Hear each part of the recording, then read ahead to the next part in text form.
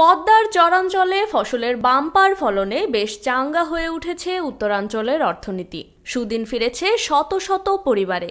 রাজশাহীর পদ্মার বালুচরে বাম্পার ফলন হচ্ছে শীত মৌসুমের বিভিন্ন ফলনের। এতে করে চাঙ্গা হয়ে উঠেছে উত্তরাঞ্চলের অর্থনীতি। পাশাপাশি কৃষি জমিতে ফসল উৎপাদন করে সুদিন ফিরেছে শত শত পরিবারে। এ বিষয়ে কৃষি অফিস জানায়, জেলার বিচ্ছিন্ন চর এলাকায় 11টি ব্লকে মোট জমি রয়েছে 14,044 হেক্টর।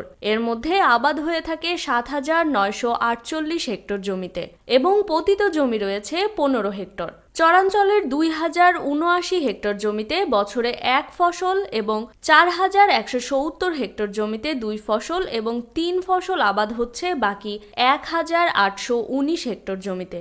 জানা যায়, জেলার মোট 9টি উপজেলার মধ্যে চরের আওতায় রয়েছে পবা, গোদাগাড়ী, চারঘাট ও বাঘা। এসব উপজেলায় চর রয়েছে 14টি। এর মধ্যে পবার চর মাজার দিয়ার ও চর খিদিরপুর, গোদাগাড়ীর চর আশারিয়াদহ ও দিয়ার মানিক চর এবং চারঘাটের টাঙ্গন উল্লেখযোগ্য।